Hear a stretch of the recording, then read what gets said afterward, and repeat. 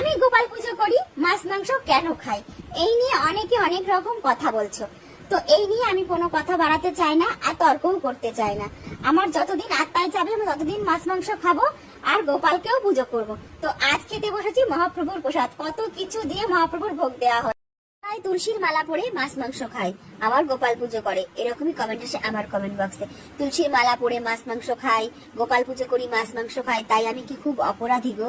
আমি যদি সত্যি খুব অপরাধী হয়ে থাকি তোমরা কিন্তু কমেন্টে অবশ্যই জানাবে। রাধে রাধে। আমি অধম শ্রী কেশব বিশ্বাস। ভগবানের ভক্তি করবেন ভালো কথা। ভগবানের 64 অঙ্গের ভক্তি রয়েছে, তারপর নববিধা ভক্তি, তারপর পঞ্চরসে ভাবিত হয়ে ভগবানের ভক্তি, অন্তিমে 2 প্রকারের ভক্তি। তার মধ্যে এই যে পঞ্চরসে ভাবিত হয়ে যে ভগবানের ভক্তি, এই ভক্তি হল সখ্য, দাস্য, মধুর, শান্ত এবং বাৎসল্য। এই যে পঞ্চরসে ভাবিত হয়ে ভগবানের ভক্তি করা হয়, তার মধ্যে যে বাৎসল্য প্রেম রয়েছে, সেই বাৎসল্য প্রেমে ভাবিত হয়ে যে ভক্তি করা হয়, সেই ভক্তি হলো ভগবানের এই গোপাল সেবা। ভগবানকে নিজের সন্তান সদৃশ, নিজের পুত্রের ন্যায় নিজের সন্তানের মতো ভালোবাসা, প্রেম, সেবা করাকেই বাৎসল্য প্রেম বলা হয়। তাই এখানে যে মাসিমাটি ভগবানের গোপাল সেবা করছেন, তিনি বাৎসল্য প্রেমেই ভগবানের ভক্তি করছেন। কিন্তু উনি নিজেই বলছেন যে আমি কণ্ঠে তুলসী মাল্য পরিধান করেছি এবং গোপাল সেবা করি, কিন্তু আমি মাছ মাংস ভক্ষণ করি। মাছ মাংস ভক্ষণ করলে কি আমার পাপ হবে, আমার অপরাধ হবে? তাই সেই মাসিমার প্রতি আমি করজোড়ে নিবেদন করে বলছি, কৃপা করে আপনি এই অধমের ভিডিওটি পরিপূর্ণ শ্রবণ করবেন এবং নিজের মনুষ্যত্ব জ্ঞানে, নিজের জ্ঞান, বুদ্ধি ও বিবেককে কাজে লাগিয়ে বিচার করে দেখবেন, বিবেচনা করে দেখবেন যে আপনি অপরাধ করছেন কি না, আপনি পাপ করছেন কি না। পরমেশ্বর ভগবান শ্রীকৃষ্ণ শ্রীমদ্ ভগবদ গীতার বিভূতি যুগে স্বয়ং বলেছেন, কি বলেছেন? ভগবান বিভূতি রূপে ভিন্ন ভিন্ন জায়গায় ভিন্ন ভিন্ন বস্তুতে অবস্থান করে রয়েছেন। এমন কোন জায়গা নেই যেখানে ভগবান নেই। ভগবান সর্বত্রই বিদ্যমান। তাই ঠিক তেমনি পরমেশ্বর ভগবান প্রতিটি জীবের দেহেও রয়েছেন, প্রতিটি জীবাত্মার সঙ্গে পরমাত্মা রূপে রয়েছেন। সেই পরমাত্মাই পরমেশ্বর ভগবান শ্রীকৃষ্ণ। সেই পরমাত্মার আংশিক অংশই হলো এই জীবাত্মা।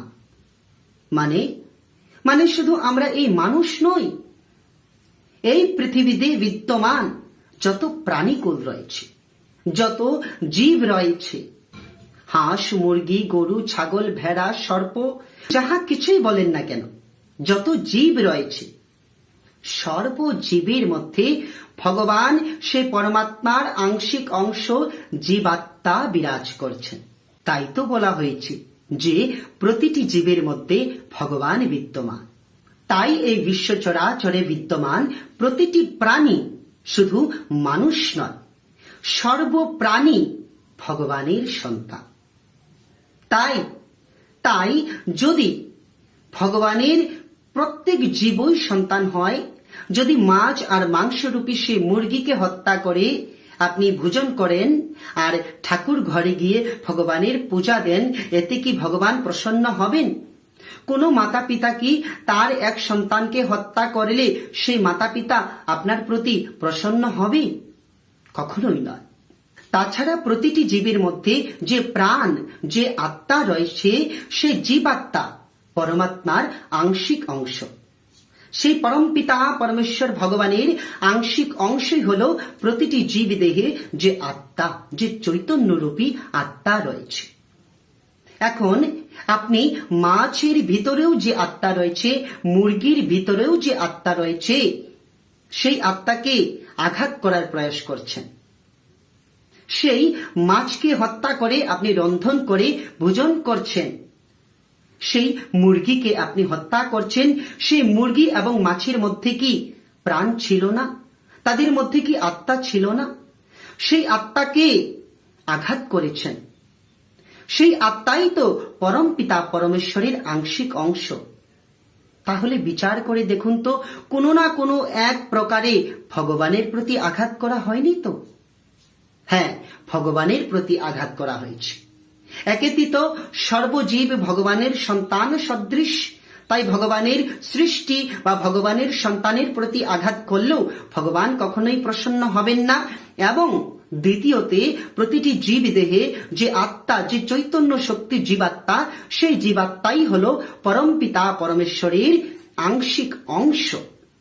তাই অংশের প্রতিও আঘাত করা হয়েছে।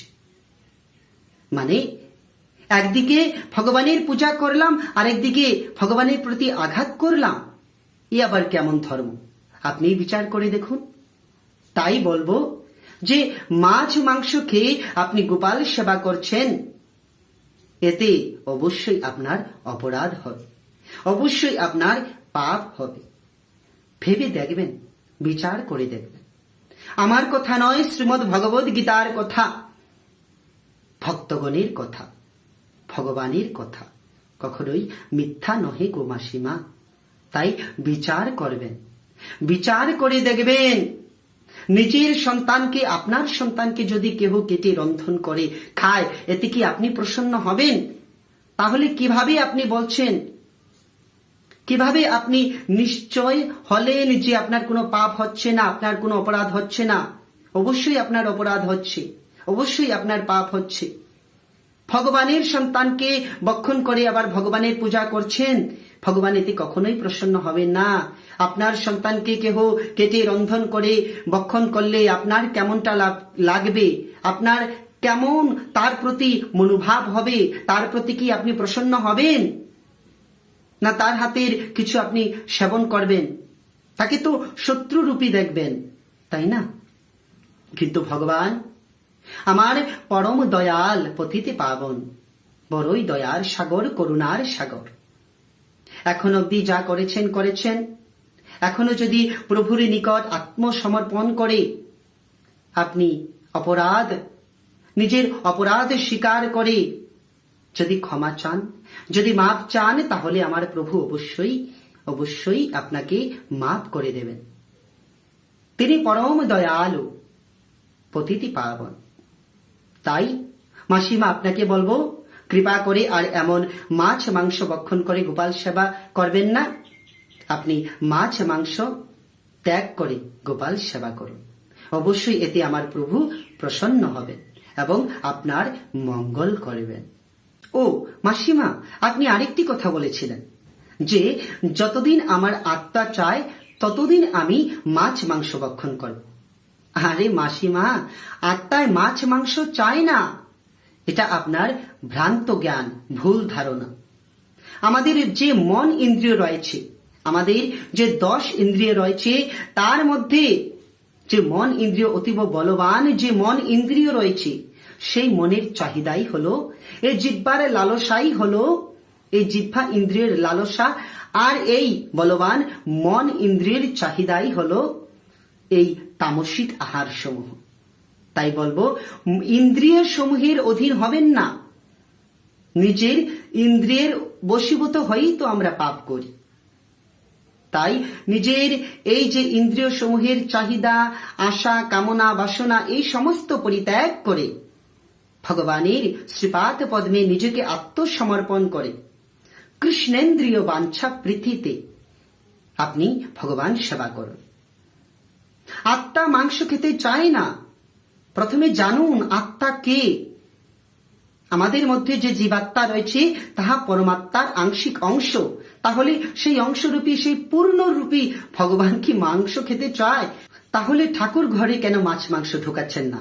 ও তাতে অপবিত্র হয়ে যাবে। তাহলে এমন অপবিত্র দ্রব্য যদি আমাদের হৃদয়ে, আমরা জানি আমাদের হৃদয়ে ভগবান বিরাজ করেন, এই হৃদয় মন্দিরে ভগবান বিরাজ করেন, ঠাকুর ঘরে যদি মাছ মাংস নিয়ে গেলে অপবিত্র হয়ে যাবে, এতে প্রভু রুষ্ট হবেন, প্রভু পছন্দ করেন না।